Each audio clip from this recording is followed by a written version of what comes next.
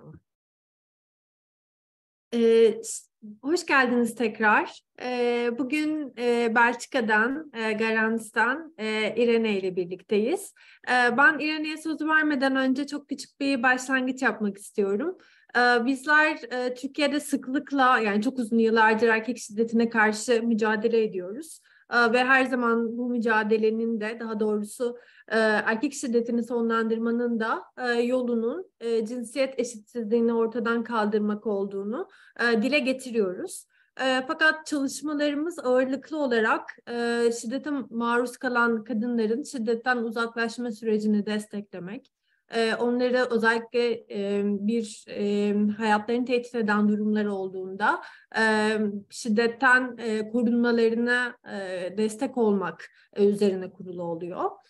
Biz bu tartışma serisiyle önleyici çalışmalar, yani şiddet oluşmadan nasıl engellenebilir, nasıl kadınlar kendilerini şiddete karşı koruyabilirler, buna dair bir feminist bir tartışma alanı yaratmayı arzu ettik. Ve bu vesileyle bu webinarı yapmak istedik ve çok sağ olsun ki Irene de bize katıldı. Zaten hani çalışmasında bize hani kim olduğunu da göreceksiniz ama ben çok kısaca bahsetmek istiyorum. Tam da burada bahsettiğimiz önleyici çalışmalar alanında çalışıyor çok uzun yıllardır Garance'da. Ve aynı zamanda Wave Ağı Yönetim Kurulu üyelerinden biri ve çok uzun yıllardır zaten üyelerinden bir tanesi Wave Ağı'nın. Aynı zamanda Türkçe'ye de çevrilmiş bir kitabı var. Gül Dünya Yayınları'ndan çevrilmiş kitabı var. Bilmeyenler için biraz sonra linkini de atarız. Evet, zaten İrene'nin elinde Türkçesi de mevcut. Şimdi ben sözü İrene'ye veriyorum. Onun sunumunun ardından soru yanıtlarla devam edeceğiz.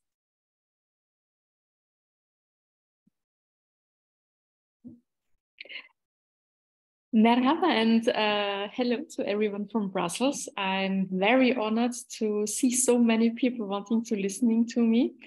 In Belgium, I'm rather used to people trying to avoid me because they know already what I will be talking about. So I'm really happy to be able to share with you a bit of our experiences in Belgium and how we think about the prevention, the primary prevention of gender-based violence. So just to give you a little bit of ideas of where I'm speaking from, I'm actually Austrian, but I've been living in Belgium for more than 20 years now. And from training, I'm a sociologist and I'm also a feminist self-defense teacher. And in Belgium, I've been doing advocacy for the primary prevention of gender-based violence for more than 15 years now, and that's what I'll try to share with you today. And I have prepared some slides that I will try to share with you. Just a moment. No.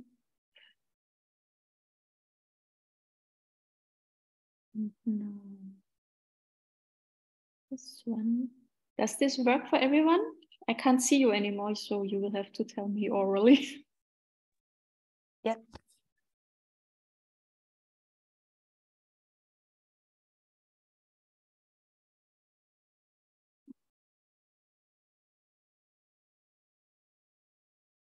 Yeah, I don't have that function. No, it doesn't appear. But well, we will manage. And also, as I can't see you, if I'm too quick for the interpreters, please interrupt me and I'll try to slow down. But I'm excited, so I might speed up a lot, but trying not to. So, yeah, let's start. One place where I'm starting when I'm talking about primary prevention is to first explain. No, nothing moves anymore. Just a moment.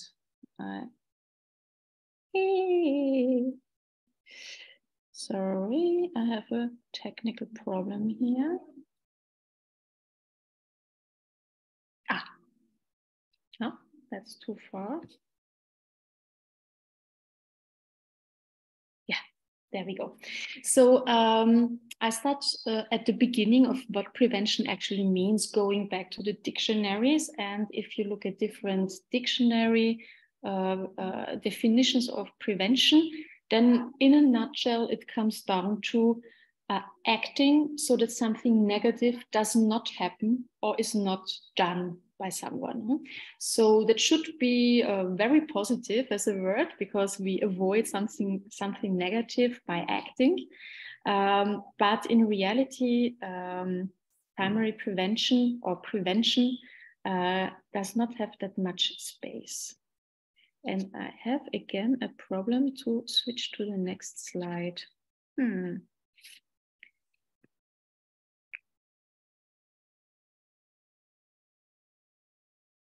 Sorry, this doesn't work, and I'm not really able to switch out of it either. Okay, now it has worked. Okay, I'll try to remember what I have to do. So what helps to better see how little we actually do to keep violence from happening is to divide prevention into 3 fields. That's what's done in public health. So in public health, when it's about health prevention, you divide everything you can do for public health into those same 3 fields. And in primary prevention, that would, for example, be that's everything you can do before a problem happens so that it won't happen. For example, it would be vaccination campaigns, healthy eating, inciting people to do sports, those kinds of things. We don't have vaccination against violence yet. But what is done in the primary prevention of gender-based violence is to act on the risk factors, to reduce the risk factors, and to strengthen the protective factors. And that means that it's about everything you can do before the violence occurs. In secondary prevention, everything is about identifying as soon as possible where the violence happens, and supporting victims so that the violence stops and doesn't get worse. So it's about interrupting what's already going on, and that means that violence has already occurred, and you interrupt it immediately or as soon as possible after the violence. And finally, there's tertiary prevention, where that's the long-term approach to undo the harm that's created by violence. So it's about supports for victims, holding perpetrators accountable, and it's about the prevention of reoffending, the reoccurrence of violence. So that also means that the violence has already occurred, and we are done for a long way. And if you think about what our governments invest money into, what policy, international policy also about violence against women focuses on, then you'll see that it's very much concentrated on secondary and tertiary prevention, and primary prevention remains kind of unnoticed. It's a little bit as if we do not have enough imagination to be able to project ourselves into a world where there is no violence against women anymore. And so primary prevention in the larger field of combating violence against women and girls is really the poor parent. For example, if you look at the UN Declaration on Violence Against Women and the Beijing Platform, which are the 2 most important policy papers on violence against women in the UN system, when it's talking about prevention and it's about the training of police and civil servants involved in prevention, I don't know about any police and civil servants being involved in primary prevention, and also on the research on the efficacy of preventive approaches. But it's not at all about actually organizing and funding primary prevention.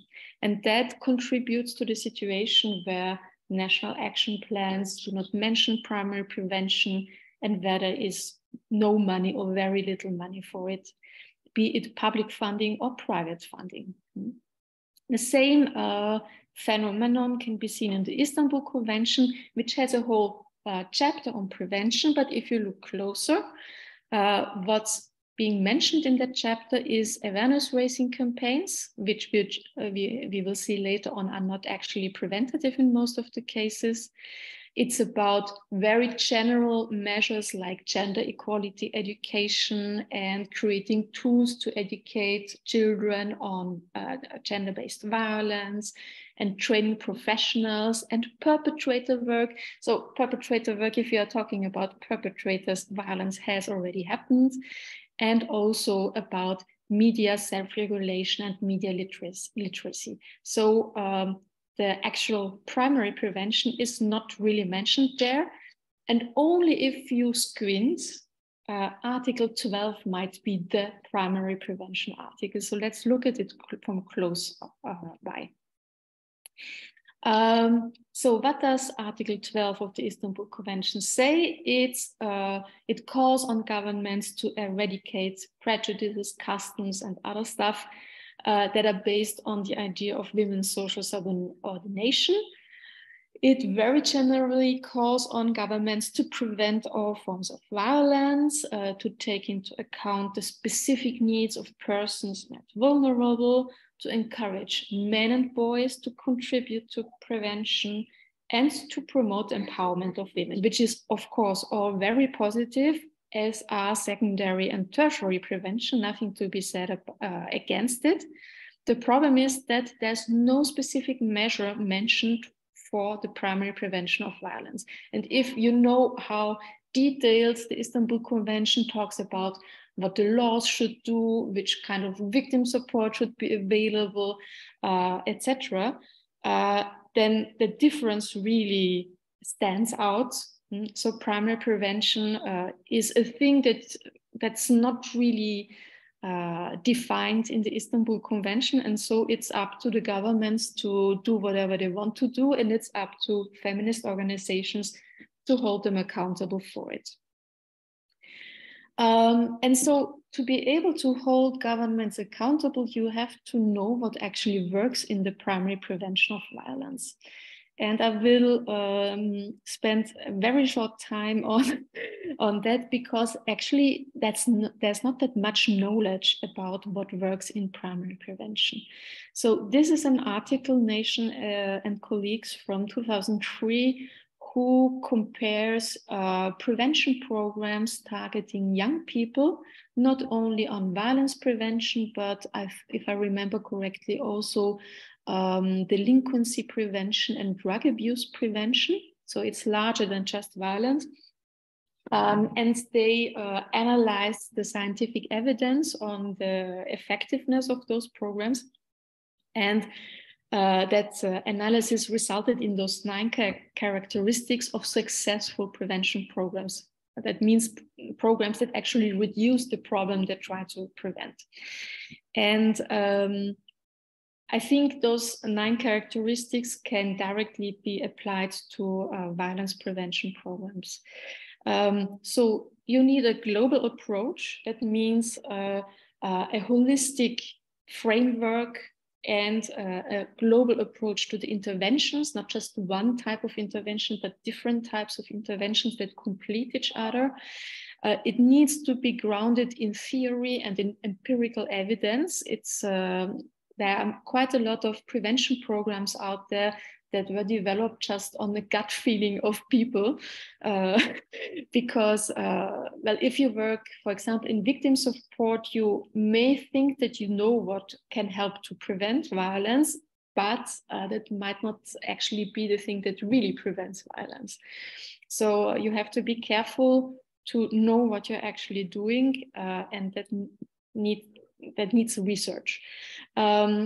Primary prevention also needs sufficient dosage. There are a lot of prevention programs with very short one-time interventions, like 2-hour workshops, and that doesn't affect the social change that we need to stop violence. They also have to intervene at the right moment. Well, this is about young people, so it's about the psychosocial development of children and young people. But you can also think of the overall life cycle and where the best moments are to do primary prevention work on which types of violence. You need varied methods of learning social skills. It's social skill learning is really super important in prevention, because what I try to explain in Belgium when I'm talking about the need for primary prevention is that it's not enough to tell people that this is violence and violence is bad, which is what most awareness raising campaigns have as a key message. But you need to also tell people what they can do instead, to not be violent themselves, and what they can do instead if they are witnesses of violence or if they are themselves confronted with violence. And you need varied methods because people are not all the same, and what works for one person might not work at all for another person. The people implementing the program need to be well trained, and that's also a huge problem because show me the university or the academy or whatever where you get trained as a professional in the primary prevention of gender-based violence. So where should those well-trained people come from? Who should train them, etc.?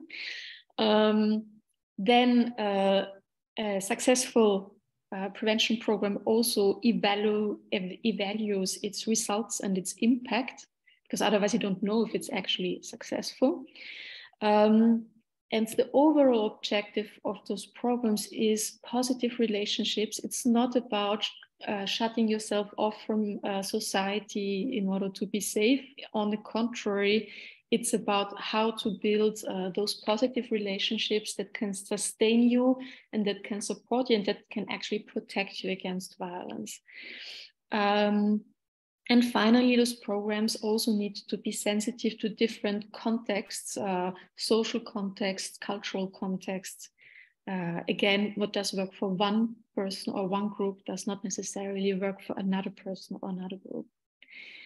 And then there have been researchers who have delved into the little evaluative research there is on primary prevention programs against domestic violence. And I have a second slide just after that looks into primary prevention programs against sexual violence.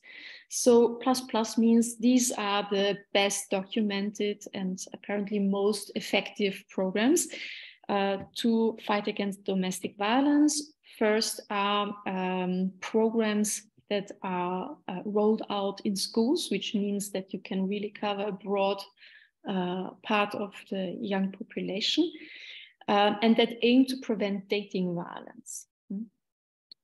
What's also useful, of course, is tackling structural inequality, for example, through programs that increase women's economic empowerment, and where there's less data, which does not necessarily mean that they work less well, but we just have less proof of them working,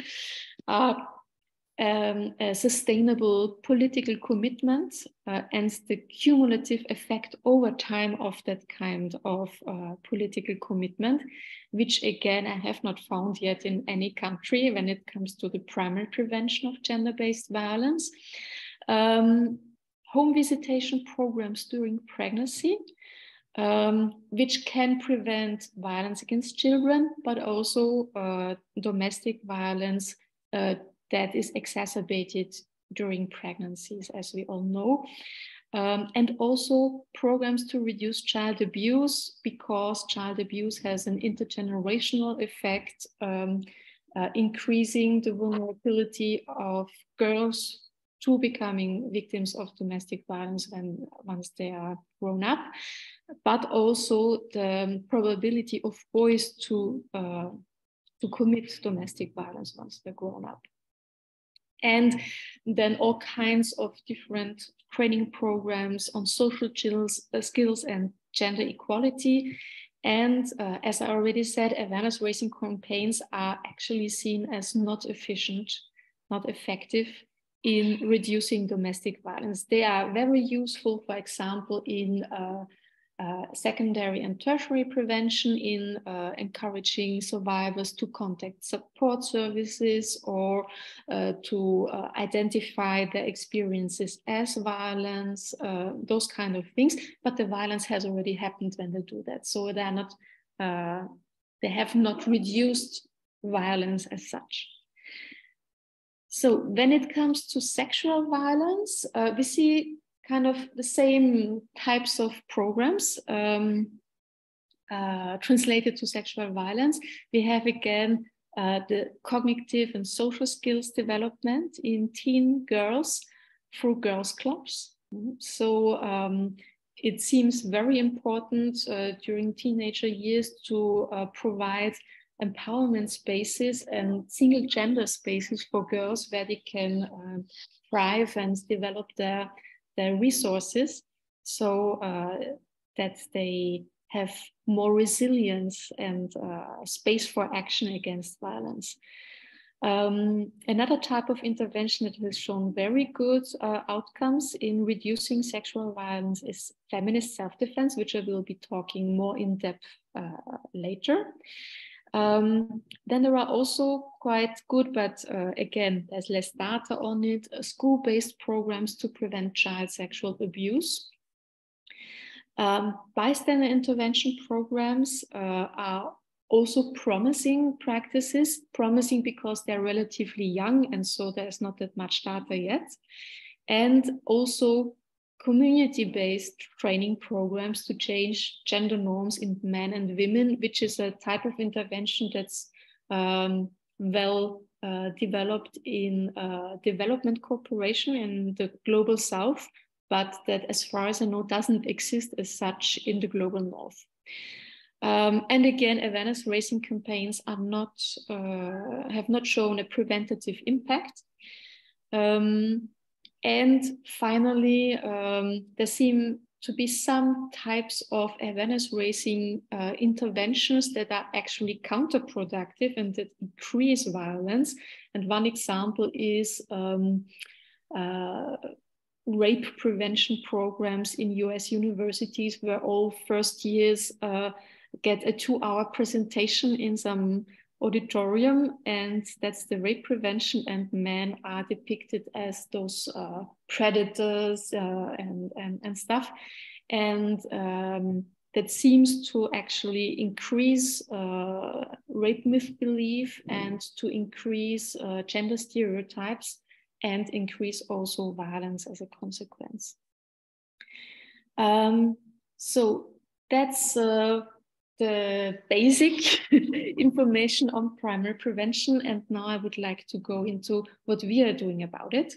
So my organization's name is Garance, and we are in Brussels, but we are actually working in the whole French-speaking part of Belgium, which is more or less half of the country, and it accounts for 4.5 million people, to give you an idea. We are a feminist intersectional NGO, and our one and only mission is the primary prevention of gender-based violence. Most other feminist organizations working on violence against women in Belgium are rather in secondary and tertiary prevention. And if they are doing primary prevention, then it's just a side activity and they have other main activities. Our team is not very small. We have about 8 full-time equivalents divided over 12 employees at the moment. And in addition to that, about 20 freelance trainers. And our main activity is organizing all kinds of training activities. We also have publications and we're doing action research. And to give you an idea of the impact that we can have, with our current resources, we reach about 2,500 people each year directly through training, and then more through publications and conferences and those kinds of things. So how do we organize what we are doing? Well, feminist self-defense is at the center of everything. That's our DNA, and everything else we are doing comes from there. So I will talk a little bit more about feminist self-defense in a moment, just to go very quickly through what else we are doing. So we are giving feminist self-defense classes for women, for girls, for LGBTIQ plus people, and we are also having variations around feminist self-defense, for example, specific verbal self-defense for feminists against anti-feminism. Then we have a prevention program in primary schools. We have peer education programs with a critical approach to safety discourse for 3 different specific groups. We do action research on gender and public space. Garance Pro is everything addressing professionals. So we are doing training of trainers, training on the workflow, and also a little bit of research and consultancy for professionals. And finally, there's feminist advocacy. And I'll talk about all this in more depth in a moment, but let me first explain a little bit about feminist self-defense in case that you haven't heard about it yet. So first of all, why would it be interesting, important, necessary for women and girls to learn, and LGBTIQ people to learn how to defend themselves? I'd like to quote the French philosopher Elsa Dorlin, who has written a book that has also been translated into English. It's called Self-Defense. And in that book, she states that any self-defense, no matter if it's armed or unarmed, in the hands of an oppressed group, is a means of insurrection. So it's not only about managing a little bit the aggression that's going on, but it's really a major type of resistance of the oppressed people. Why? Because if you want to defend yourself, you have to value yourself, and that goes completely against the grain of a system of oppression that devalues you. For example, in a self-defense class, when it's about physical self-defense, or if it's about boundary setting, you learn that you are worth it, that your needs are important, and that if the other person tries to harm you, you are valuable enough to be entitled and legitimate to hurt the other person. To defend yourself, you also have to overcome structural inequalities and stereotypes that can be, for example, so Dorlin examines that in depth historically, how dominant groups have tried to keep the oppressed groups from having access to self-defense knowledge and to arms, for example. But it's also about stereotypes. If you are convinced that men will always be physically stronger than women because that's what you've been told, or that men are just these huge hunks of muscle that don't feel any pain, then it might be difficult to imagine yourself to defend yourself successfully against the guy. And so deconstructing those stereotypes is an important part of feminist self-defense. Then to defend yourself, in the end, means that you reclaim your right to exist and to live without violence, which again is completely against the grain of any system of oppression. And there are many different methods around the world of feminist self-defense, but what they have in common is the following list. First of all, they provide accurate information on violence against women and girls, deconstructing rape myths of what a real rape looks like, or deconstructing the myth of stranger danger, that it's in public space that we are most at risk, and that it's unknown people that we should fear most. And we all know that women and girls are mostly attacked by people they know and in the private sphere. Then it's an invitation to the participants to critically think about gender and power and the intersections of different types of oppression. it's at the center of feminist self-defense is the concept of personal boundaries. And so we spend quite some time on learning to identify our boundaries, on setting clear boundaries, and on defending those boundaries. And without this concept of boundaries, the best self-defense techniques is actually useless because you don't know when to use it. We also work a lot around embodiment and the embodiment of power. So embodiment is how we are inhabiting our bodies and how we are in the world and perceive the world through our bodies, and how we can act on the world through our bodies. And in feminist self-defense classes, there's a big space reserved for developing our voices and experimenting with new types of using our bodies to communicate in body language and to explore the physical power that our bodies are capable of. And then what's also an important part of feminist self-defense are prevention strategies. How can I stop a situation so that it won't get worse, so that I can get away before I have to hurt someone? And so there's a lot of tools in verbal self-defense, which is also important because there are quite a lot of situations where I would get problems if I hit or I punch or I kick the other person, because the self-defense law does not allow physical self-defense in a range of situations where you are threatened, intimidated, and humiliated, but only verbally. And that's why it's very important to know how to defend yourself verbally. And for the situations where it's necessary to defend yourself physically, there is a toolbox of simple and accessible and efficient techniques that you can learn in a very short time, because most of us just don't have the time to spend years, like in martial arts, to master complicated stuff. And so feminist self-defense really teaches how to use your body as a weapon with what you already know, with what you can do instead of learning complicated movements. And the overall approach is one of empowerment. The message is, here's a huge toolbox, and each one has to choose for themselves, what's useful to them in a given situation.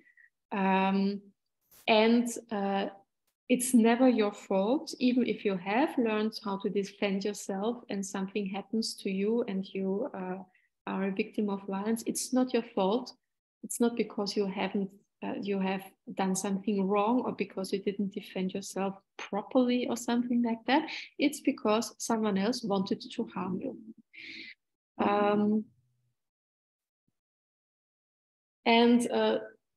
I won't go in depth into the evaluation research that there is out there on feminist self-defense, just shortly. So, for example, it shows that it increases self-confidence and reduces fear and improves body image and all kinds of really nice and useful effects. But the most important effect to my mind, that's our primary goal, is to reduce violent victimization. That is why we are teaching self-defense. And there are not that many studies out there that were able to measure this preventative impact, because it's not that easy to measure and it's quite expensive as a research approach. And these 4 studies that I mentioned here are all studies with a random control group. So that means that there's one part of the study participants who do the self-defense training and another part who do not have the self-defense training, and they're chosen randomly, so that you are sure that if there's a difference between both groups, then it's due to the self-defense training. And so we have a study from the Netherlands, which is the only one that measured the impact on sexual and physical victimization. All the others only look into sexual victimization.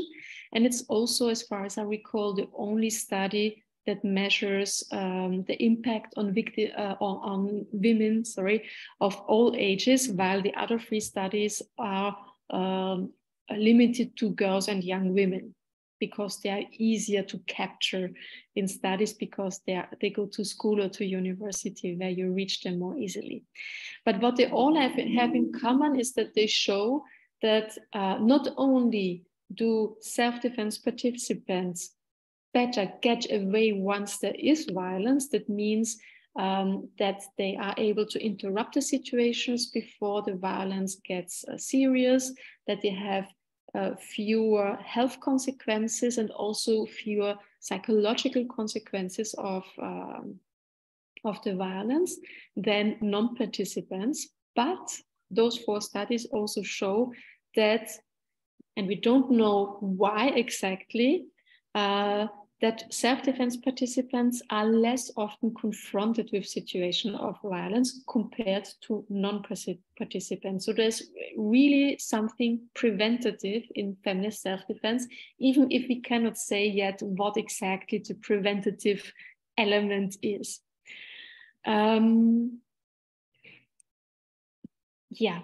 So we're doing feminist self-defense for women of all ages. I think our oldest participant was 94 years old, and we are starting at 8 years with girls.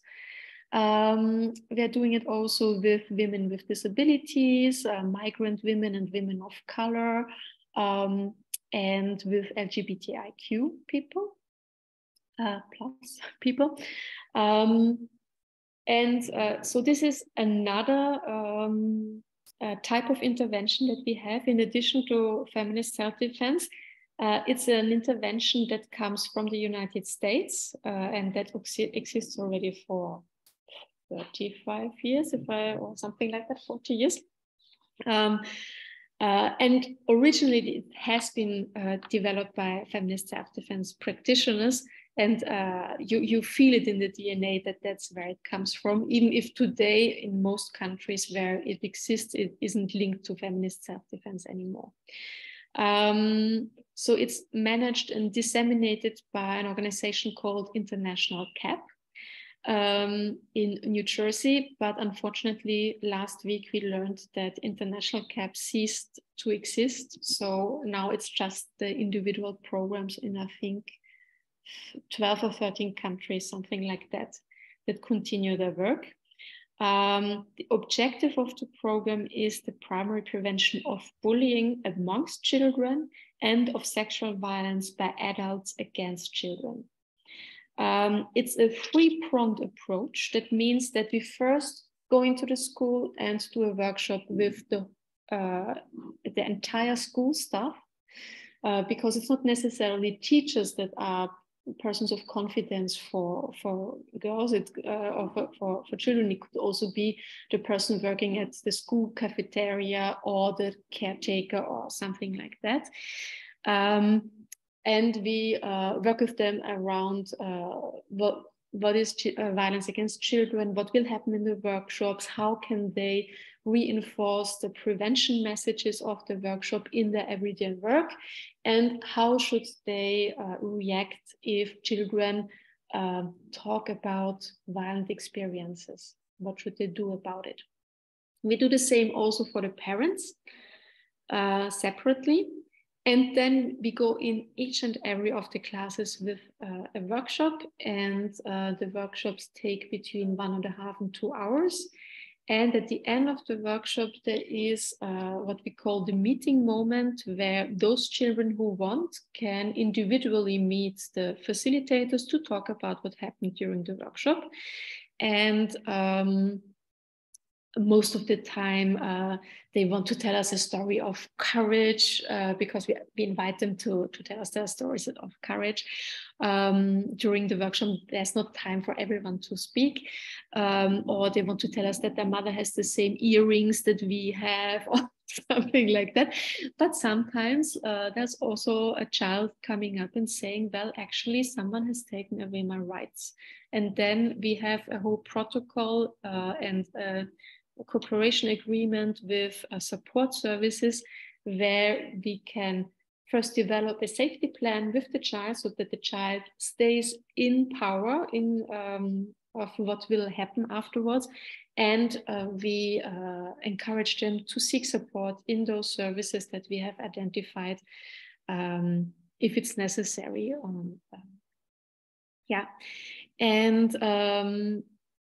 And the central approach is the empowerment of children. So we don't go into a class and tell children everything that could happen to them, but we tell the children that everyone has free rights, and you can see it in the three little figures of the logo, because that are also the movements that we make to explain the free rights. The first, the red one, is the right to be safe.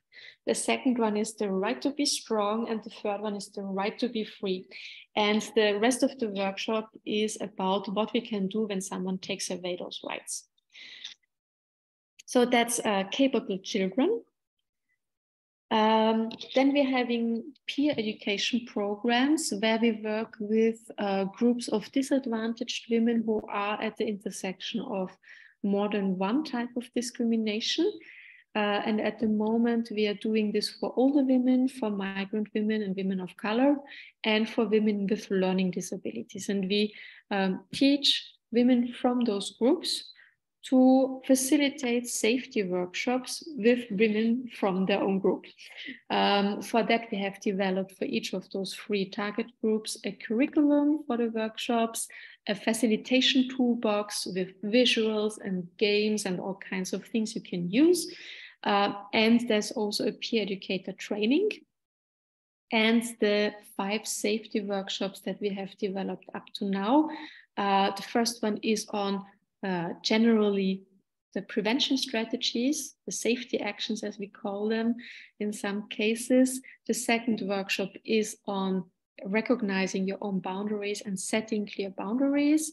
The third one is on safety and prevention outside the home. The fourth one is safety inside the home, which can be a private home or an institution for example, women with disabilities living in an institution. And the last workshop is on discrimination, which is always the intersection of sexist and another type of discrimination, depending on the target group. And so these safety workshops are facilitated by women from those groups that we have trained. And those participants who want to go further afterwards can also do a feminist self-defense class.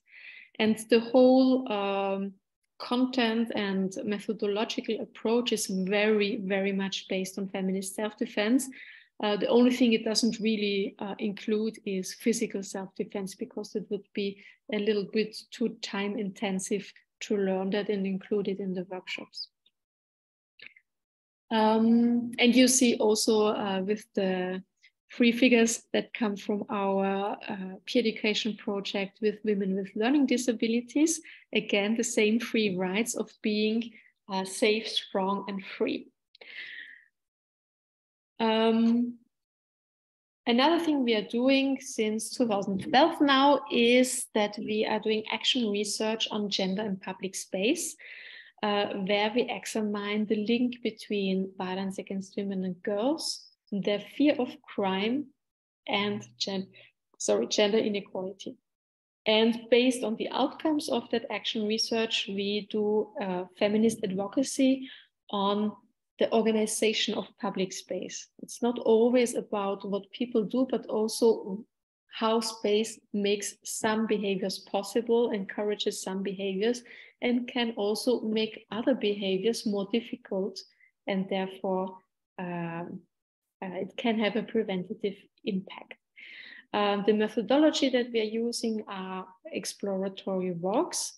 If someone is interested, I can talk more about that in the question and answer section. And we are making recommendations for urban planners and for policymakers who are in charge of urban planning And one of our successes is, so there's a city in the south of Brussels that's called Namur, and they planned to rebuild a whole neighborhood. And up front, we did our gender analysis of public space and came up with a recommendation list for the city, and they included it in the conditions for selection of urban planners. And now there's a whole neighborhood, as far as I know, the first neighborhood in Belgium that is built on the basis of a gender analysis. It will be finished next year, if I remember correctly. Some other things we are doing right now. A colleague of mine is working on a research project on the accessibility of toilets, public toilets. And we are also working on the very local level with reorganization projects of public space by municipalities, for example, where we provide input and also activities to better include and make participate the female inhabitants of those neighborhoods. I already talked shortly about us providing services to professionals. So there are, of course, all kinds of training of trainers for the different types of activities that we have. We also do training on primary prevention in the workplace, where we mainly work with people from the psychosocial and medical professions, also people working in schools, and public servants also. Another type of training we propose is the flag system. This is a methodology that has been created in Flanders by an organization called Sensoa. It's a really very useful and practical tool to evaluate situations where there is sexual behavior, to see if the sexual behavior is okay or if it transgresses boundaries. And it helps to also nuance if there's boundary transgression. So there are flags of 4 different colors, depending on the seriousness of the boundary transgression. And to each of the flag colors is linked a pedagogic intervention to reinforce protective factors and reduce risk factors. So it's not only about identifying violence, it's also about primary prevention. And it's also quite helpful if an organization wants to develop a policy on sexuality and violence prevention as a starting point for it. We also provide tailor-made training.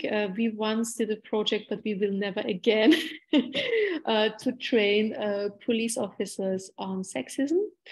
And we also provide training for employers on sexual and sexist harassment in the workplace.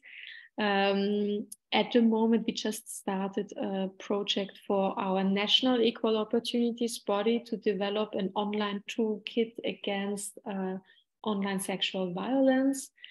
We are participating as consultants in several research projects on violence. So that's the Garance Pro part. And last but not least, the feminist advocacy that we are doing. Of course, primary prevention, feminist self-defense is our core topic in advocacy, but we also try to provide a feminist perspective on security policies, because that's where the big money is. And apparently security does not include women's and girls and LGBTQ plus people's security. It's all about organized crime and terrorism and those things, but not about us. And so what we try to do is to change that definition and make visible how much money goes into combating terrorism. And if you compare it to the victims of femicide in Belgium, for example, there are many more victims of femicide, and we do not invest as much money in combating femicide. And finally, we also try to build alliances with other social movements, well, alliances within the feminist movements to strengthen the topics of primary prevention and feminist self-defense, of course, but also alliances with anti-racist movements, with LGBTIQ plus movements, etc. And some successes that we had is so after years and years of me talking and bothering people, you can say, we got an official differentiation between awareness raising and prevention in the National Action Plan. So up to then, awareness raising and prevention were kind of a synonym, and then we finally were able to split it up into 2 chapters, one on awareness raising and one on prevention. And that was really important to highlight that actually the prevention chapter was rather empty once you take awareness raising out of the equation. A second huge success was that we managed to be the first country whose Gravio report explicitly mentions feminist self-defense in a positive way. That's also very important because primary prevention and feminist self-defense are not well known even by the Gravio experts, who mostly come from secondary and tertiary prevention if they come from the field at all. And so it was kind of also an educational exercise to draw the attention to this issue.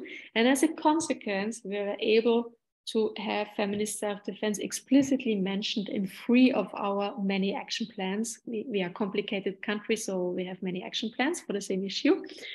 Yeah.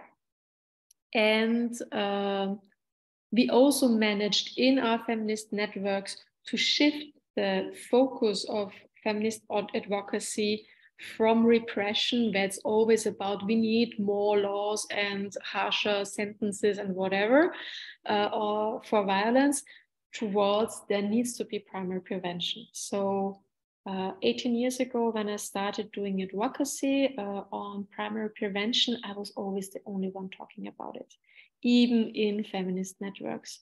And if I was not in the room, there wouldn't be primary prevention in the outcome of the meeting and in the paper and in the minutes.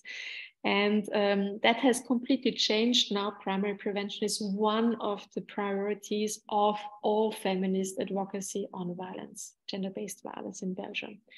And that's a huge relief for me. I do not have to be in all the rooms anymore. And we also managed to create a national feminist platform against violence against women, which is also running the unofficial femicide count for Belgium. So that sounds rather positive, but we are really not there yet. There are still major obstacles for the primary prevention of violence against women and girls, because first of all, it is still not a political priority, and even within action plans and policy making, primary prevention remains marginalized, remains the poor parent. As a consequence, primary prevention functions a lot on a project logic, which means that it's about short-term projects. It's about very little investment, like, for example, in bricks. There's a lot of investment in shelter places that are built and multiplied and stuff, but there's no investment in creating infrastructure for primary prevention. There's no investment in training of staff. There's no sustainable investment in knowledge management. And also, as there's little money and a short-term project logic, that means that there's no money for impact evaluation, which makes it also hard to prove that what we are doing is actually worthwhile. And a final obstacle that I see is that primary prevention is often misunderstood or misapplied, especially if it's understood and applied by people who are not feminists, where it translates into a risk management discourse that focuses on women and tells women what they shouldn't do so that they don't become victims. And that's not at all what primary prevention should be about. Yeah, so I'm at the end of my presentation, and if I see it correctly, I overdid it only for 5 minutes, and we have lots of time left to discuss.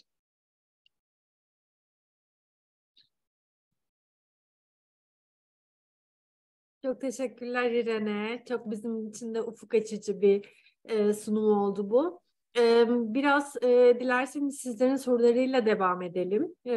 Hani merak ettiklerinizi İrene'nin sunumundan biraz daha açmak için bir fırsat olacak soru yanıtımı. Sorusu olan varsa el kaldırarak ya da sohbet kısmına yazarak söz alabilir ya da yazılı olarak da iletebilirsiniz. Ben yüksek sesle okuyabilirim soruları.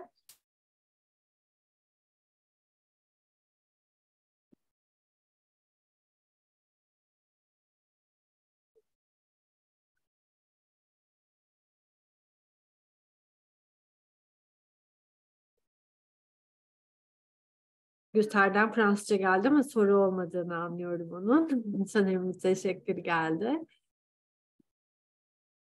Hani şu an bir soru yoksa ben bir soruyla başlayabilirim belki. Biraz şey kısmını merak ediyorum İrene. Bu mesela yapılan çalışmaların mesela siz izlemesini nasıl yapıyorsunuz ve sen hani bu kadar yıllık bir tecrübenin içerisinde bu hani çalışmanın hani zaten tabii ki bir dönüşüm yaratacağını biliyoruz ve bu nedenle çok önemseyip politikasını yapıyoruz. Ama senin kişisel gözleminde bu yeni yıllar içerisinde hem kullanılan metotlarda nasıl farklılık olduğunu gözlemliyorsun? Hem de hani sonuçlarını kişisel olarak nasıl gözlemlediğine dair de bir merakım var. Daha hani Garance'daki deneyiminiz özelinde yoksa aslında araştırmalarla ilgili çok önemli bulgular paylaştın bizimle. Bir diğer sormak istediğimde biz biraz özellikle de hani bu önleyici çalışmalar konuşulduğu zaman ağırlıklı olarak çocuklar ya da genç kadınlar üzerinden konuşuluyor. Fakat biz mesela Mor Çatı'da başvuru da alan bir feminist örgüt olarak sıklıkla böyle bir şey hissini paylaştığımız oluyor gerçekten. Hani şunu yapma demek çok hani kadınlara aslında seslenip şiddetin sinyallerine dair daha aslında bunu yapmamak sizlerin için ya bu bir şiddetin sinyalidir ve hani keşke bunu biz kadınlar yapmasak diyesimiz çok geliyor.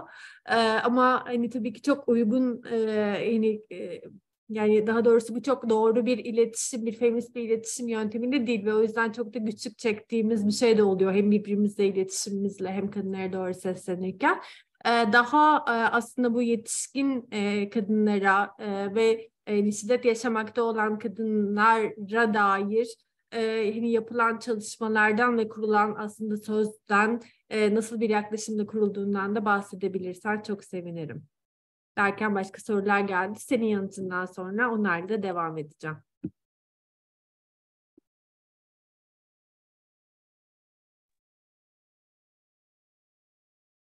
Yeah, for me it would be helpful to let me answer because I just realized I didn't take anything with me to take note of your questions, so I would forget about questions if they all come at once.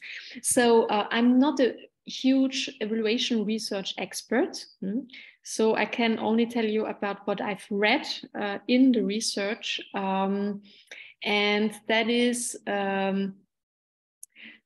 so it is really difficult to evaluate a large, broad approach to combating violence against women, because if something changes, you don't know which part of the program changed it. And so what evaluation research tries to do is really to stick to one single type of intervention and compare that to no intervention or other types of interventions. This is the quantitative gold standard in evaluation research with those random control groups. And we as a small feminist organization, we do not have the means, neither competence-wise nor money-wise, to do the same thing. you really need to work somewhere at a university to do that and have a lot of money.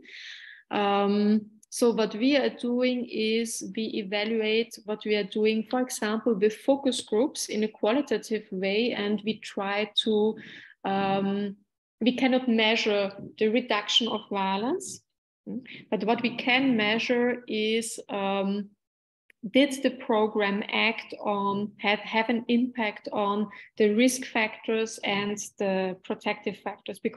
Because for example, research shows that a strong self-confidence is a protective factor. So if a program has increased self-confidence in participants, there's a good chance that it contributed to violence prevention. So we try this indirect way of proving that what we are doing actually works.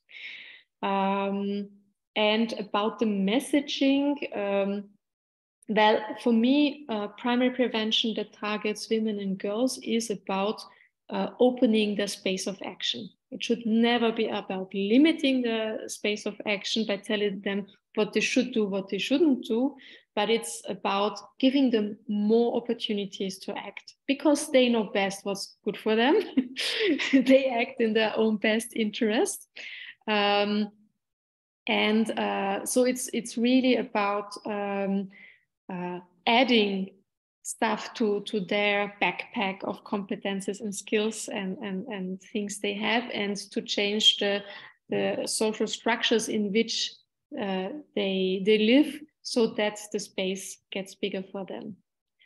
I don't know if that answered your question, Zeilinger, or whoever asked the question, sorry.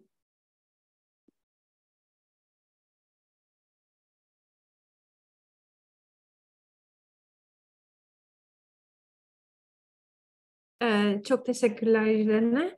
Ben önce Öznur'a söz vermeden hemen bir chat'teki soruları okuyorum öncelikle. Önce bir Anna'nın kısa bir sorusu var. What was the name of the new neighborhood built based on a feminist analysis? Diye.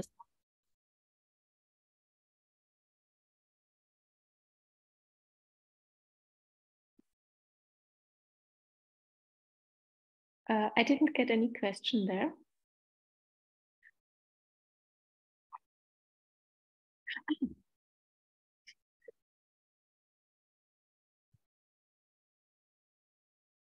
Ben çeviriden yeah, sure. Oops. Let's just go into the chat if it's written in English.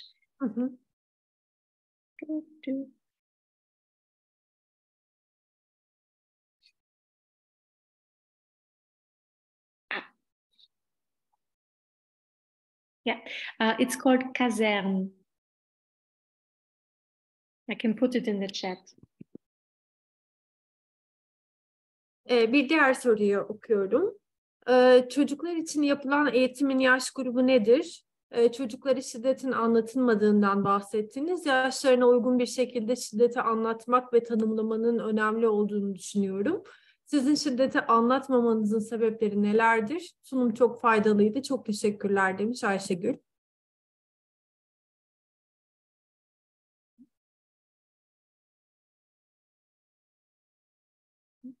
I didn't say that we do not talk about violence. It's just that we do not tell them everything that could happen to them, because it would rather make them afraid and not really help them to act. But we identify and define violence as someone taking the rights, away the rights to be safe, strong, and free. And we are really focusing on those rights because defining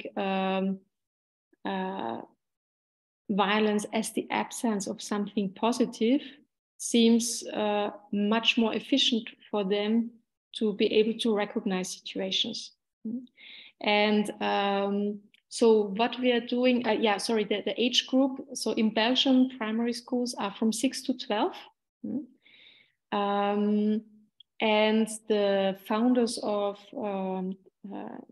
the CAP approach, they also had a specific tool for teens and another specific tool for what's it called, maternity schools, so for children younger than 6, but we haven't been trained in those, not yet at least. So, for example, for younger children, they work with puppets for explaining situations. And in primary schools, there are always two facilitators, and they do role play to show situations. So first there's a situation of school bullying. And after they have shown the situation where a child is bullied, they ask the children what could be done about the situation. And once they have established all the possibilities with the ideas from the children, then we replay the situation with the positive outcome. And we do the same for an unknown adult trying to abduct a child in public space, and a known adult, which is the uncle, sexually aggressing a child. And so we always play first the situation to show the problem, and then we think about what could be done, and we play the situation with the positive outcome to reinforce the message that these strategies actually help to get out of those situations. Does that answer the question?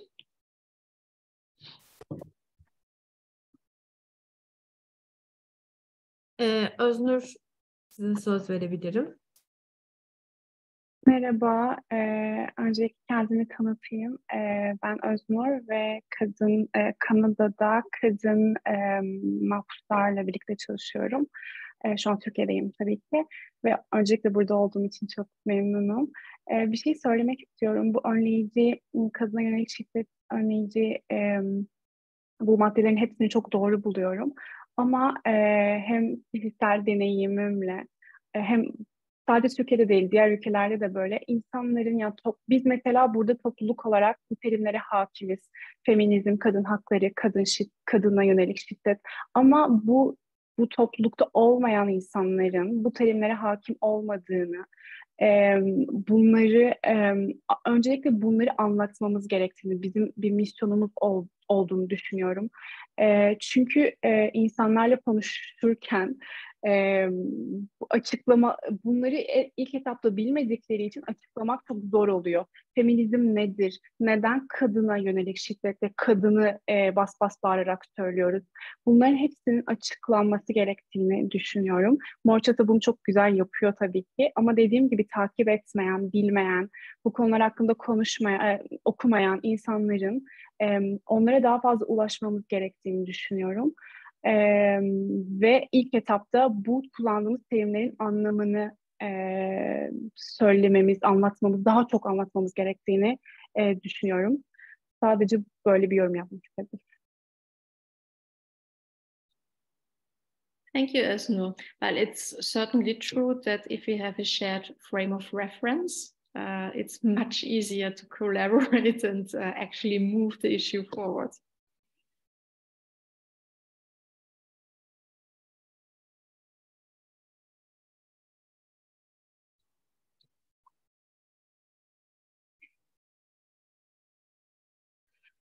Ben bir soruyu atlamışım. Hemen onu okuyorum. Çok pardon. Ece'nin sorusu, Ece Özsaray'ın sorusu vardı. Ece'de çok teşekkürler sunumunuz için. Exploratory Walks hakkında biraz daha detaylı bilgi verebilir misiniz? Demiş. With pleasure. So, an exploratory walk is a research tool that allows to examine public space with a gender analysis. And what we are doing is with a small group of women, we go into a certain neighborhood that they know because they live there or because they work there or because that's where they bring the children to school or that they do their shopping or whatever. So it's not about tourism to discover places that they don't know, but it's about bringing out their lived experiences of that space. And there's a whole, what's it called? It's a facilitation methodology with different types of questions and exercises that uses all the senses, for example, and that invites them to imagine the same space at some other time, or being another person in that space, or those kinds of things, to bring out how they experience a space, what makes them feel safe and welcome in a space, and what makes them feel unsafe and unwelcome in a space. And we think with them about how could the space be changed so that it becomes safer for them and more welcoming and more accessible. We have done this with all kinds of different neighborhoods, like shopping streets and administrative neighborhoods where there are only high-rise buildings, and residential neighborhoods, poor ones and rich ones, mobility hubs. And we have also done it with parks and green spaces to see what can we do about those spaces so that women and girls can use them more in more different ways than what they are already doing. And with that, we are creating research reports, and that's the basis for our advocacy. And if you're reading French, we have published quite a lot of reports on that on our website, but the problem is that our website is actually in construction because it will be relaunched totally in June. So many of the links are broken right now. So if you can't have access to one of the reports that are shown, then wait for June and the new website, and then you will find it.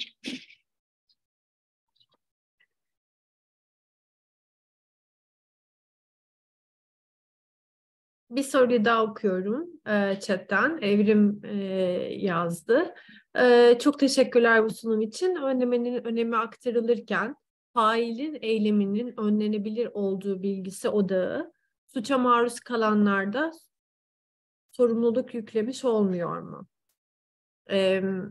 A kişisi şiddet uygulayabilir, senin ise bundan kaçınma ödevin var gibi bir algı yaratılmış olmuyor mu? Mikrofon çalışmadığı için chat'e yazmış Evrim. Onu da belirtmiş. Yeah, I think I understand it.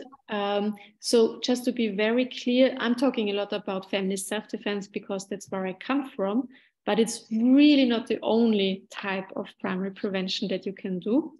And for me, it's one of the many parts of what can be done and what's effective. If you look at the history of primary prevention, you will see that interventions that target potential victims have emerged much earlier than interventions that target potential perpetrators. And I completely agree with you. The problem are the perpetrators, not the victims. The problem is the potential victims have an intrinsic motivation to participate in a program that will make them safer, and potential perpetrators do not have the same intrinsic motivation. So it's much more difficult to get them on board. And the only way that has been found up to now that actually seems to be working are those bystander intervention programs. And they are relatively recent compared to other types of intervention. So for me, primary prevention needs to be a whole of different approaches where you work on changing the gender order from all sides at once, and not just from the perpetrator side, and also not just from the victim side. And also knowing how difficult it is to change what dominant groups think is okay to do, and their sense of entitlement and their privileges, while we are waiting for those programs to change the men and the boys, I think it would not be responsible to leave women and girls without any means for resistance. So for me, feminist self-defense is also a transitional measure. And once we have reduced men's violence, then we hopefully don't need it anymore. And I will be out of a job, and I will celebrate that day.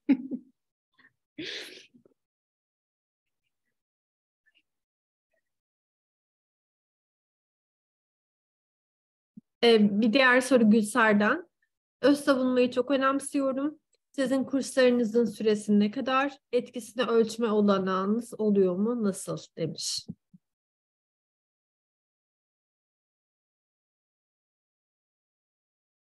Well, our basic self-defense workshops are 2 days, about 14 hours.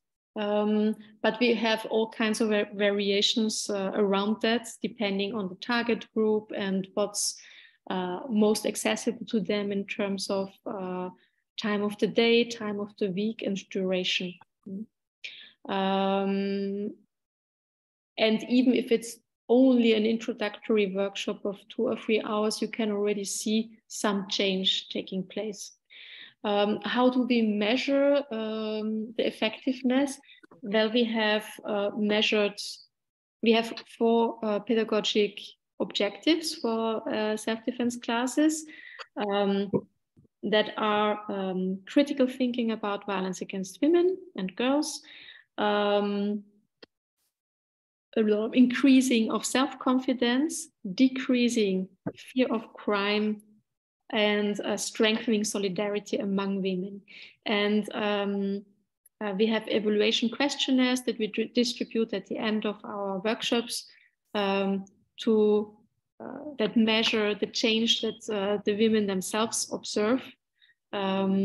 So we do not have first a questionnaire before and then a questionnaire after the workshop, because that would be too much work for us. We wouldn't have the means to do that.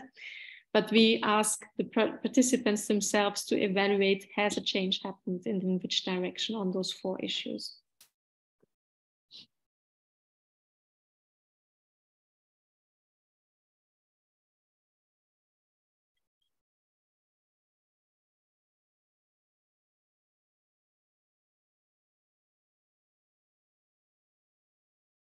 Ben başka bir soru görmüyorum. Fakat bir yorum var. Onu okumak isterim. Sevgi'nin.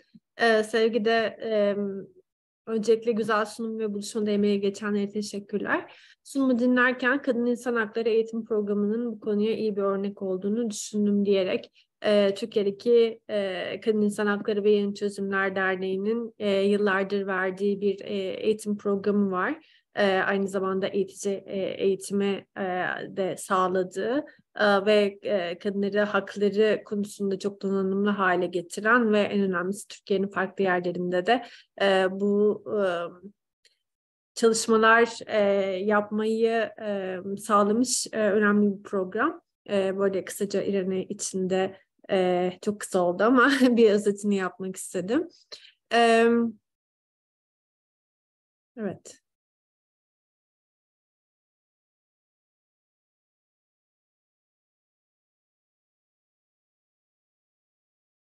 Başka soru görmüyorum ben şu anda. Buradan söz almak isteyen varsa öyle devam edebiliriz. I see a question in the chat. My question is, it's from Ainur. I hope I pronounced the name correctly. My question is, how can the police attitude towards women during any demonstration improve, I guess? I have no idea. As I said, we did this training on sexism with police officers and it was kind of hopeless. And which is why we decided to not do police training anymore, because it's much too much energy to achieve unmeasurable microscopic change. Yeah. My personal opinion is you have to abolish the police and that will change how demonstrations are done. Sorry.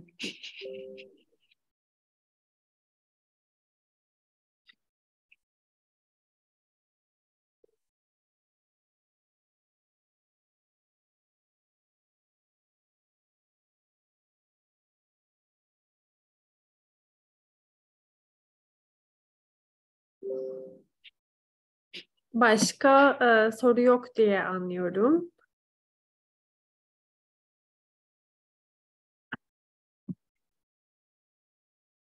Tamam. O zaman çok teşekkür ederim herkese. İrene, özellikle sana. Bizim için çok güzel bir başlangıç oldu derken sözü İrene'ye veriyorum.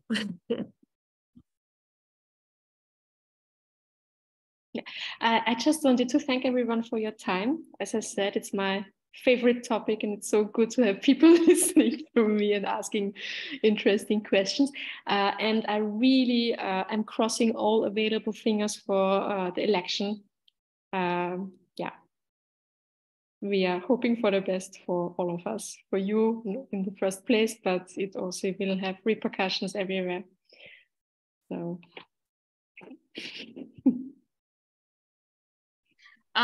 İrene, Selim'e bir şey ekleyeceğim. İrene'nin bir kitabı var bu arada, Gül Dünya Yayınlarında. O da aklınızda olsun. Onun da duyurusunu yapalım. Evet, başta İrene gösterdi de zaten başta görmüş olanlarınız için. Hani tekrar çok teşekkürler herkese. Yani çok güzel bir tartışma oldu. Hani biz bunu mümkün olduğu kadar bunlar üzerine birlikte düşünmeye devam etmek istiyoruz. Hepimiz için çok ufuk açıcı ve mücadelemizi zenginleştirici bir yanı olacağını düşünüyoruz. Her zaman da bunu yaparken bizim Türkiye'de feministler olarak çok uzun yıllardır beraber düşünme ve hareket etme geleneğimiz var. Birbirimizden öğrenerek zaten politika yapıyoruz, çalışıyoruz. Bunu uluslararası düzlemde de başka ülkeden kadınlarla da yan yana durarak yapmak çok heyecan verici ve mücadelemizi daha da büyütüyor. Tekrar çok teşekkür ederim. Bir başka vesileyle görüşmek üzere hepinizle. Hoşça kalın. Çok teşekkürler.